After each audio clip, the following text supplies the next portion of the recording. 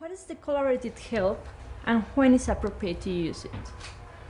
Well, collaborative helping is a name that I've given to a principle-based practice framework that I've developed, which attempts to offer some very simple maps to help workers think their way through complex situations, as well as provide structure for conversations with families.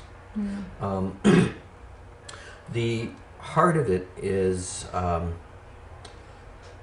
these collaborative helping maps that we've been using, which really distills down to 4 basic questions. Where would you like to be headed in your life? What are your hopes, your visions for your life together? What gets in the way of that? What are the obstacles to that, challenges to that? What supports you? What contributes to you getting there? And then plan. How can we draw on the supports to address the obstacles to get to the vision or where you'd like to be headed in your life? And it's an attempt, a lot of our work these days is more and more drawing on what I would call recipe-based approaches to the work.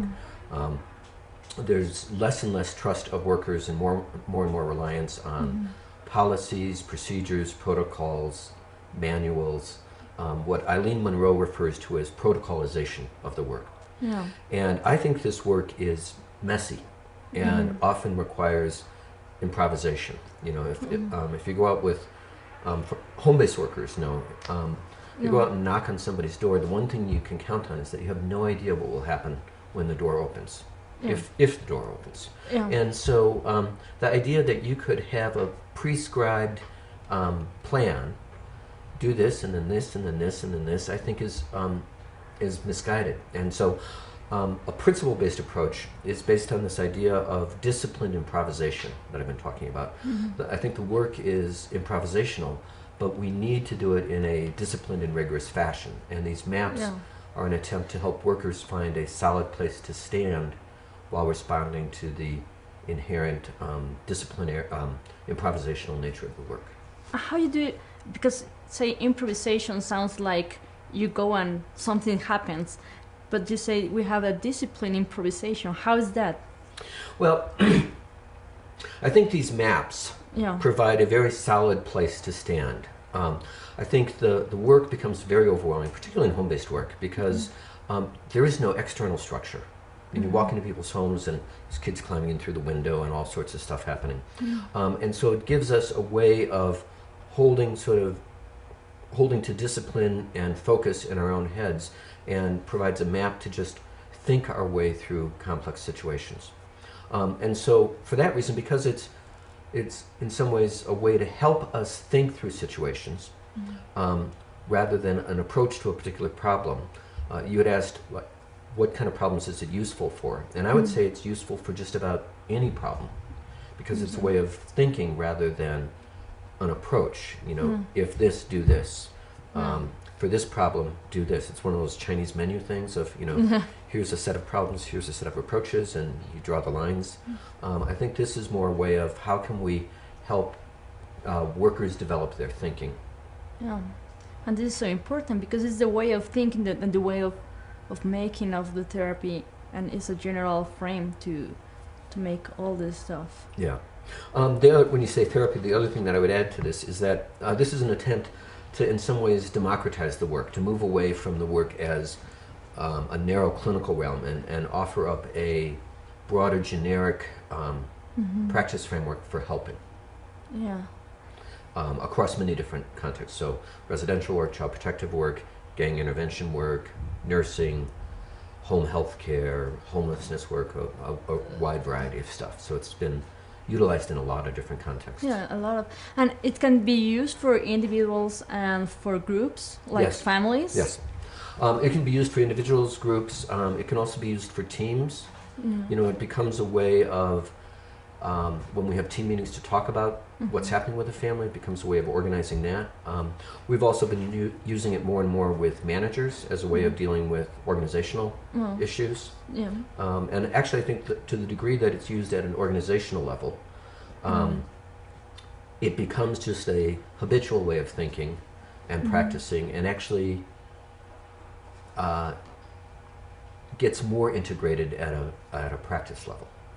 How is that that gets more integrated? How you do it's it? sort of like, I think it's embedding people in a culture, in a set of practices, in a set of habits of, oh, this is just what we do here.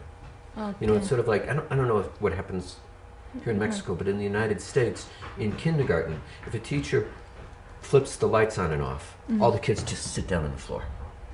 It's just what you do. And so I think using these maps in as many different forms as possible helps to just create a, well, that's just how we do it kind of thing. It becomes habitual. It's sort of like muscle memory. There's this, they will form part of their life, and this is a sense of living. It's like that. Yeah. How this approach helps to the people to generate a proactive vision of themselves? Okay. So, you know, I said at the beginning that this map distills down to 4 questions. Yeah. You know, vision, obstacles, supports, goals. Clearly, it's not a process of you just ask these 4 questions, people answer brilliantly and live happily ever after. Yeah. That's where the skill and the craft comes. In terms of asking about vision, I think we can begin with either, historically, I think our field has focused on 2 questions. What is the problem and what caused it? And what I'm trying to suggest here, as many other family therapists have suggested, is a shift from what is the problem and what caused it to what might a non-problematic future look like? What would you like to see instead? And what gets in the way of that? And so if we start with a vision, I think we can start by asking people, we can do that in a variety of ways. We could ask, you know, if we were at the end of our meetings instead of here at the beginning, and you felt like this was a really good thing, what would be happening that would tell you that? Or we can ask people about their hopes. You know, when your child's 8, when your child is 18, what do you hope her life would look like? We can ask about, in some child protective work that we've been doing, there are a number of, a question that a number of workers have been using is, 25 years from now, what would you hope would be the story your children would be telling about their upbringing and your role in it? And when they ask that question, what people have been saying is, I hope my kids would say that my life was safe, stable, and happy, some version of that. But they're much more individualized and often very poetic visions, because it takes parents out of the sort of immediate messiness and crap of life and into someplace they'd rather be. And so they often are very, very moving. Now, sometimes people are so caught up in a horrible present that asking them about possible futures is just rude. And so sometimes what we've done is moved into asking people, like, in the midst of all this stuff that's going on,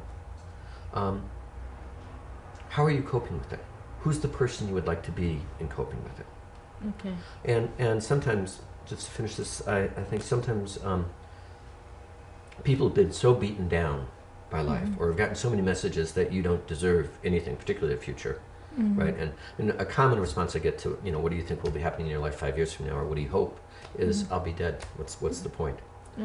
And so asking them about themselves sometimes is not going to go anywhere, but finding out something that is really important to them, and then asking them about hopes through that thing that's very important to them gives us another way of coming at it. Okay. And what's happened when the people said, well, I'm the problem, so I have no solution.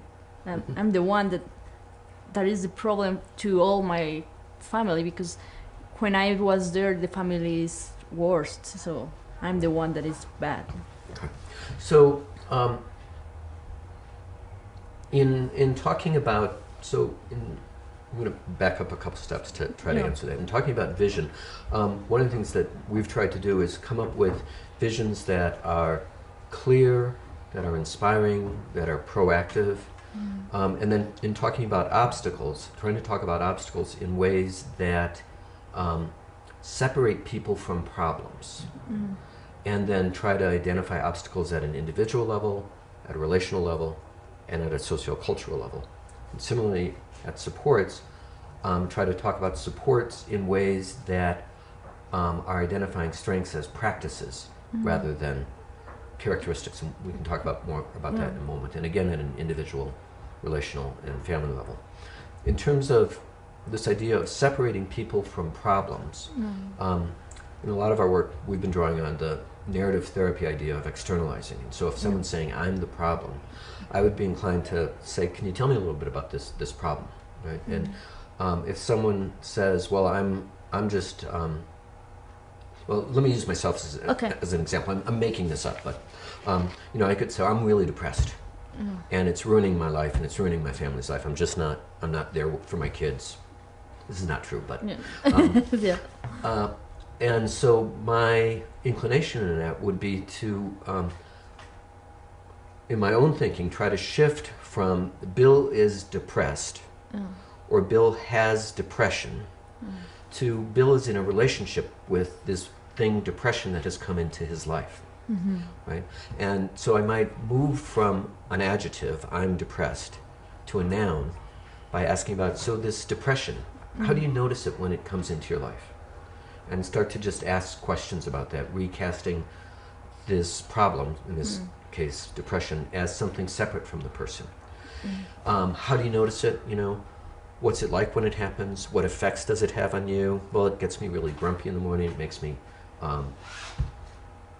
less interested in what's going on with my kids, you know. So do you like what it does to your relationship with your kids?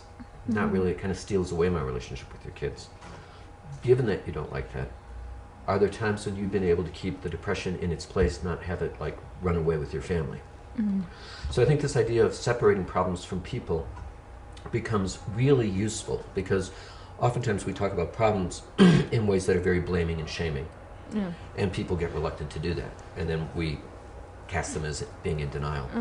And I think if we can find ways to talk about problems that are less blaming and less shaming, we're off to a good start. And when people think about themselves as being in a relationship with a problem rather than being a problem, it gives them some room to move. They can sort of go, oh, yeah, I don't like this thing. And if I'm not a problem, but I'm in a relationship with a problem, the problem has influence over me, but I also have some influence over the problem, perhaps. And we could think about the work then as sort of distancing people from the problems in their life and helping them to grow their influence over those problems. Okay. How do people, because I think it's not easy if you live label for everybody around to see, well, I'm not the problem. I think it's a long way or it's a short way. How is... I think it's often a long way. And I think the problems in people's lives become very strong and get a lot of support. Right? Like, I should be a good father, and if I'm not a good father, then I'm kind of a failure. What's the matter with me? And so I think it becomes really important to recruit communities of support for people who are struggling with problems, right? And to find ways to engage that community in conversations that help to see that person outside of a particular problem. If we start with an assumption that there is always life outside of a problem, then I think it behooves us to begin by getting to know people outside of problems, move into vision, and then come back to how are these problems getting in the way of that vision. Okay. Okay, and finally, I would like to know, what do you think is the most important thing that a therapist have to remember when he or she is in front of the family or with the family, within the family?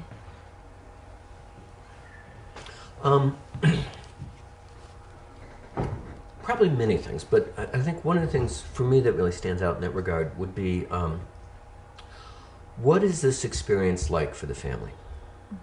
A lot of my work is very much grounded in a story metaphor, right? That our lives, we organize our lives according to stories, and the stories of our lives don't just represent our lives, they shape our lives. They promote attention to some things and inattention to others.